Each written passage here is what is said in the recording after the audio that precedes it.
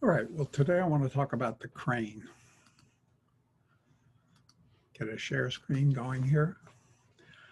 Um, the crane.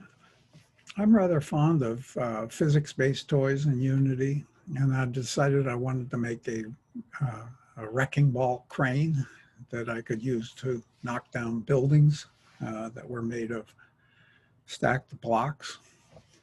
And of course, first I had to build a pile of blocks with a procedure, a spawner, since I don't want to have to build it by hand.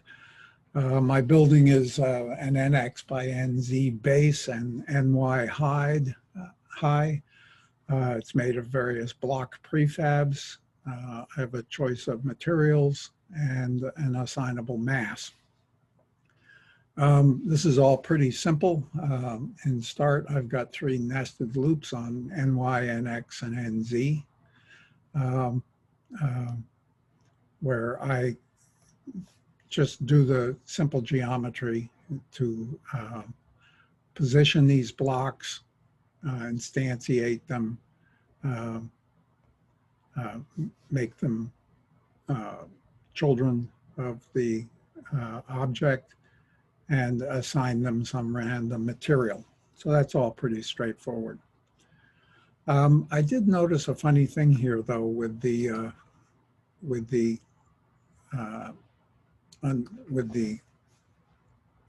wall builder. If I made it too tall, no matter how carefully I placed it, it was unstable, and they would eventually fall over.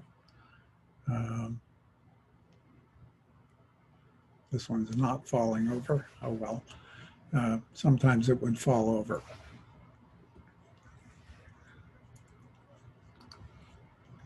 But the crane itself is pretty simple. It's built from Unity primitives, just cubes and spheres.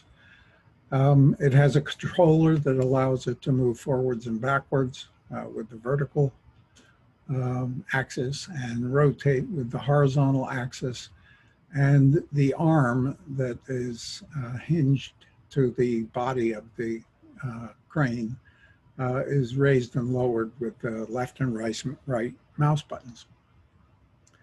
So we get the arm, we get the hinge joint that attaches the arm to the body, set various properties of the hinge joint, its spring and damper, and assign it an initial angle. And of course, tell it to use the spring. Update gets the various axes input, rotates and translates the object accordingly. And the hinge joint's target position is adjusted with the mouse buttons. So the hinge is going to target a particular angle that we set with the mouse buttons. Now, the hard part was the chain that connected the wrecking ball to the end of the arm. And what made it hard was I wanted to be able to change the length of the chain with keyboard input. As you may remember, making a fixed length chain is pretty easy, just a bunch of links attached, each one to the one above it with a configurable joint. But for my adjustable length chain, I have to build it and modify it procedurally. I wanted to have a number of links that were specified hanging off the object that I attached to my crane arm, as well as the wrecking ball, which will hang off the bottom of these links. Here's kind of a schematic. We have the object with the script. We have the various links. We have the wrecking ball. We have joints on each of these objects, and each joint's connected rigid body is the joint, is the link above it. So the wrecking ball is connected to link 4 is connected to link 3, and so forth. And I need to set this up procedurally. This is done in the chain manager. It has exposed variables for the prefabs, uh, which should all be set up with the configurable joints on them already. I didn't want to build the joints from scratch, as well as a ball mass and how many links I want. I'm going to use the list data structure instead of the array to manage these links and joints and the joints connected body, rigid bodies, RB. So I need that system collection generic up here to have access to the list. The list is slower than the Unity's square bracket arrays, but it does have tools for dynamic allocation. In particular, add and remove at are both useful. So I'm using lists for my links, my joints, and my connected rigid bodies.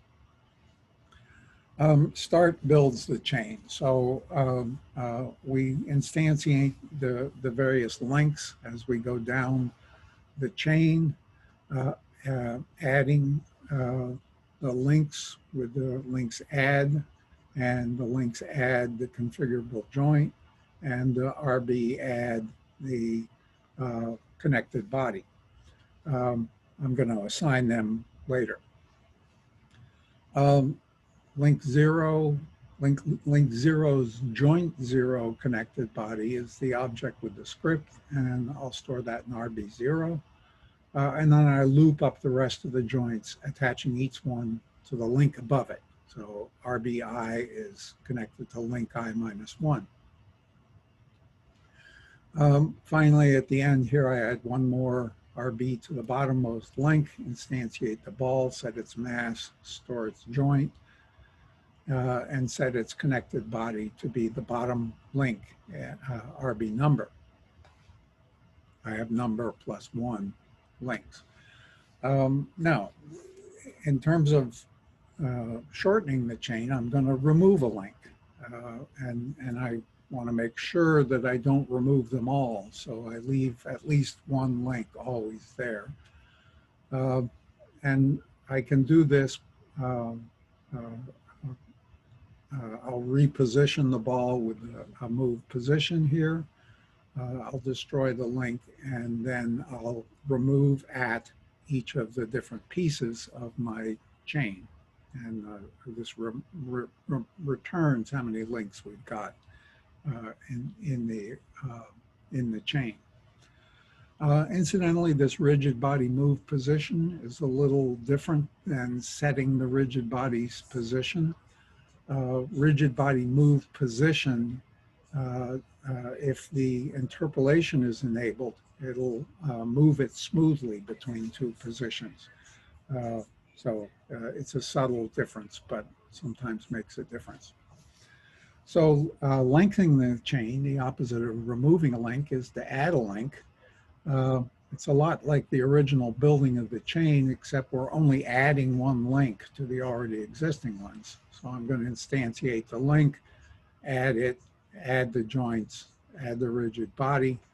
And I think I have to also connect this new link to the last link above it, connect the ball to the new link, realigning the ball so that it has the new link's orientation, calculating new positions, and again, assigning it with the move position. Some of this helps reduce bouncing around as the length of the chain does change abruptly. And of course, we'll trigger the adding and removing in the update function with get key down calls. Q and E are going to add and remove links.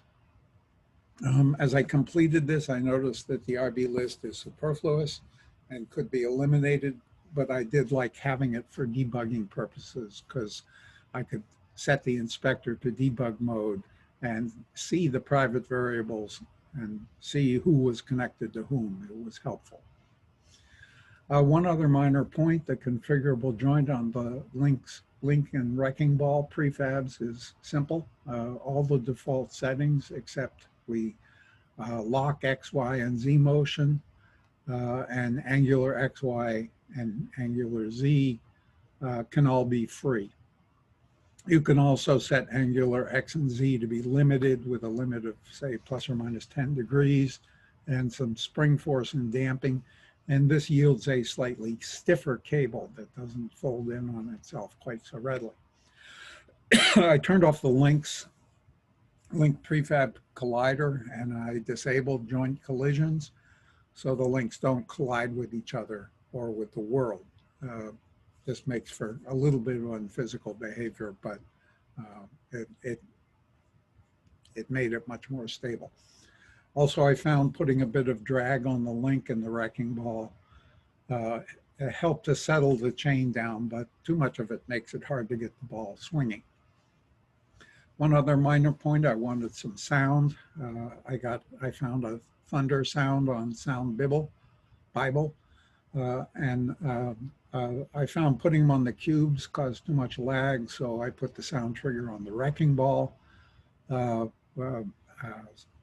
this is on the wrecking ball. I had sort of an object pool of play sound scripts on the Sound Manager object. There were about 5 of them. I found them by type. And then whenever the wrecking ball collided with something that was a block, I would check to see it. I would find a sound that was not playing, set its volume based on its relative velocity, how hard a collision it was, and play the sound. Because the sound files were cheap and free, they ended abruptly, so I had to implement a fade out of the sound files. So the fade time is 75% of the source clip's length. When I started the object playing, well, in the update function, if it is playing, I would start a subroutine, a coroutine fade out, and the fade out just gradually decreases the volume. So without any sound playing here, I'll show you this. This is, first of all, here's the little crane. I can drive it forward, raise and lower the arm,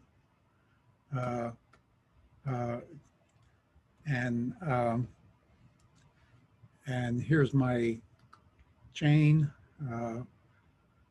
I can increase the number of links and it gets longer. I can decrease the number of links and it's shorter. And I can, of course, wave it around and swing it different ways to check out how its behavior is. And so here's my kind of setup. I've got my little crane here, and I can get this swinging and crash.